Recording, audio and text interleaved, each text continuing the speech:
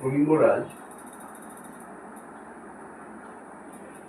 আজ আমি তোমার বাড়িতে এসেছি, কাজের বশত তো বাইরে বেরোতেই পারি না। তবে যাই হোক, এসে কিন্তু খুব আনন্দ হয়েছে, বুঝলে। তা আমি চিন্তা করছিলাম যে আজ রাত্রিটুকু যদি তোমার এখানে থাকি। কলিঙ্গরাজ বলছে, মহারাজ, সে তো আনন্দের কথা, আপনি থাকুন না, আপনার কোনো অসুবিধা হবে না, আপনি থাকুন। বলে ঠিক আছে, তাহলে আজ আমি তোমার বাড়িতে থাকবো, আর কাল ভোরে আমি চলে যাব। তবে একটা তোমায় কাজ করতে হবে। কি কাজ বলুন? বলে শোনো, আমি একটা বিশেষ কাজ ভুল করে এসেছি। আমি একটা চিঠি লিখে দেব। এই চিঠিটা তোমার কোনো বিশ্বস্ত লোককে দিয়ে আমার কৌডিন্যপুরে ছেলে মদনকে পৌঁছে দিতে হবে। সেরকম লোক বলে, হ্যাঁ হ্যাঁ, আমার যে সমস্ত লোক আছে সবাই নির্ভরযোগ্য, কোনো অসুবিধা নেই। বলে শোনো, তুমি যতই বলো এ অতি গোপন কথা, তেমন কাউকে দেয়া যাবে না। তা আমি তোমায় বলি কি, তোমার চন্দ্রহংসের জন্মতিথি উৎসব তো দুপুরে মিটে গেল, তা ওকে যদি পাঠাই তোমার কিছু অসুবিধা আছে? বলে মহারাজ, আজকে আনন্দের দিনে অবশ্য যদি আপনি বলেন তাহলে আমার বাধ্য হই ওকে পাঠাতে হবে। বলে দেখো, ওকে আমার খুব ভালো লেগেছে বলেই বলা। তা যদি তোমার এমনি কোনো অসুবিধে না থাকে তাহলে কিন্তু চন্দ্রহংসকে দিয়েই আমার বেশ মনের শান্তি হবে। বলে বেশ, তাই করুন। তাহলে আপনি চিঠি লিখুন, আমি চন্দ্রহংসকে বলছি, ও রাজকুমারকে দিয়ে আসবে। এবার বিশিষ্ট বুদ্ধি ওই নির্জনে নিভৃতে বসে বসে চিঠি লিখছে। জানেন, ছেলে আগে বলেছি ছেলের নাম মদন, লিখছে, প্রিয় পুত্র মদন, আমি চন্দ্রহংসকে পাঠালাম। চন্দ্রহংস পৌঁছানো মাত্রই ওকে বিষ প্রদান করিবে, ইতি তোমার পিতা। কারণ তার তো মাথায় লেগে গেছে শত্রু শেষ করতে হবে, কিন্তু রাখে হরি মারে কি। এইবার চিঠিটি লিখে ভাঁজ করে চন্দ্রহংসকে কাছে ডেকে বলছে, চন্দ্রহংস, তুমি দেবতাদের মধ্যে কাকে ভালোবাসো? বলে মহারাজ, আমি রাধা গোবিন্দকে ভালোবাসি। বাহ, বেশ বেশ। তা আজ তোমার রাধা গোবিন্দ নামের দিব্যি দেয়া রইল, এই চিঠিটা তুমি আমার ছেলেকে দিয়ে আসবে, নিজেও পড়বে না, কাউকে পড়তেও দেবে না। এই কাজটুকু তোমায় করতে হবে। হয়তো তুমি আজকে আর বাড়ি আসতে পারবে না, কাল সকালে চলে আসবে, তুমিও কাল সকালে চলে আসবে, আর আমিও কাল সকালে চলে যাব। বেশ। এখন ওই ঠাকুরের দিব্যি দিয়ে দিয়েছে বলে ও করেছে কি, চিঠিটা একেবারে মাথায় করে ধরে দিয়ে আর ধীরে ধীরে যাচ্ছে। পথের পথিককে জিজ্ঞাসা করে করে সঠিক জায়গায় পৌঁছেছে। কিন্তু রাজার ছেলে তো কত শ্রান্ত ক্লান্ত, করেছে কি, রাজবাড়ির কাছাকাছি রাজারই দিঘি, সেই দিঘির পাড়ে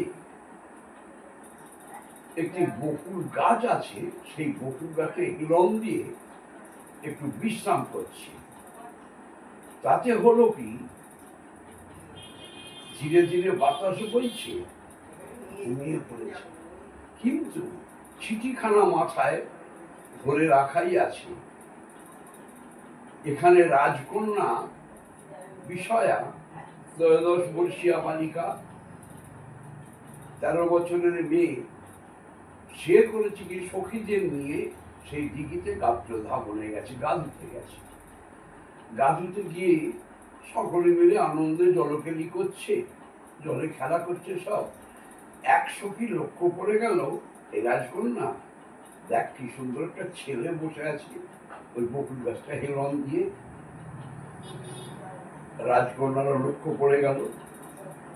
রাজকন্যার লক্ষ্য পড়া মানে কি জানেন? ভগবত অনুপ্রেরণা তার মনে জাগলো, ছেলেটা কি সুন্দর দেখতে, ওর সঙ্গে যদি আমার বিয়ে হতো কত আনন্দ পেতাম, কত আনন্দের দিন কাটতো। রাজকন্যা একভাবে ছেলেটার দিকে চেয়ে আছে। সখী বলছে, কিরে রাজকন্যা, তুই তো আর চোখ ফেরাচ্ছিস না, ওই দিকে চেয়ে আছিস, তোর কি ভালো লেগে গেল নাকি? বলে, বকিস না, ও কোথাকার কে, ওকে আমার ভালো লাগবে কেন? আর এক সখী বলছে, ছেলেটার মাথায় হাত দিয়ে আছে কেন বলতো? বলে, কেন দেখে। এখন রাজার মেয়ের সেই সখী ছেলেটার কাছে গিয়ে দেখছে মাথায় একটা কাগজ রাখা আছে। ও তখন ইঙ্গিত করে রাজকন্যাকে বলছে যে, রাজকন্যা, একটা কাগজ ভাঁজ করে রাখা আছে, সেটা ইঙ্গিতে বুঝিয়ে দিল। আর রাজকন্যাও ইঙ্গিতে বুঝিয়ে দিল, ওইটা বার করে নিয়ে আয়। এখন সেই সখী করেছে কি, সন্তর্পণে পিছন থেকে চিঠিটা নিয়ে নিয়েছে। এ কিন্তু মাথায় হাত দিয়েই ঘুমাচ্ছে। এবার চিঠিটা নিয়ে এসেছে, চিঠিটা পড়বে। রাজকন্যা বলছে, শোন, তোরা তো আমার সখী, আমি আগে পড়ি, তারপরে তোরা পড়ি। এই বলে রাজকন্যা চিঠিটা পড়ছে। চিঠিটা খুলে দেখলো কি, বাবার লেখা। লেখা রয়েছে, প্রিয় পুত্র মদন, আমি চন্দ্রহংসকে পাঠালাম। ও ছেলেটার নাম চন্দ্রহংস, চন্দ্রই বটে। সেই চন্দ্রহংস পৌঁছানো মাত্রই তুমি ওকে বিষ প্রদান করিবে। এই বিষ প্রদান করিবে, বয়সের মধ্যে সব বিষ। এইটা দেখেই কিন্তু রাজকন্যার অন্তরটা যেন কেঁদে উঠল। আহাগো, এমন সুন্দর ছেলেটাকে পাঠিয়েছে, আর এ বাড়িতে এলেই দাদা ওকে বিষ খাইয়ে মারবে। এখন তার আগে মনের দিক থেকে তো রাজকন্যা স্থির করে নিয়েছে, অন্তত মনে আশা জাগিয়েছিল যে ওকে যদি প্রতিরূপে আমি কাছে পেতাম, ও চরণ দুটি সেবা করে আমার জীবন ধন্য করতাম। এখন একটু ভালোবাসার টান পড়েছে। রাজকন্যা তখন করলো কি জানেন? সমস্ত লজ্জা, মান, ভয় ত্যাগ করে জল থেকে উঠে ধীরে ধীরে ছেলেটার কাছে গিয়ে দাঁড়িয়েছে। দেখতে ছেলেটা ঘুমোচ্ছে। রাজকন্যার মনটা আরো কেঁদে উঠলো। দূর থেকে দেখছিল, এবার তো কাছে এসে দেখছে, আরো মনটা কেঁদে উঠতে রাজকন্যা করলো কি জানে? রাজার একটা বুদ্ধি তো আছে তো, সেই যে বকুল গাছে হিরণ দিয়ে ঘুমোচ্ছিল, সেই বকুল গাছের কত ফুল মাটিতে পড়ে শুকিয়ে গেছে। তা রাজকন্যা একটা সেই শুকনো বকুল ফুলের বৃন্ত, মানে মোটা, কুড়িয়ে নিয়ে নিজের চোখের কাজল নিয়ে চিঠিটি যেখানে লেখা আছে বয়হস্যের মধ্যানুষ বিষ প্রদান করিবে, সেই বয়হস্যের মধ্যানুষ বিষ, তার পাশে একটা অন্তঃস্থয়ে আকার বসিয়ে দিল। এখন চিঠির অর্থ কি দাঁড়ালো?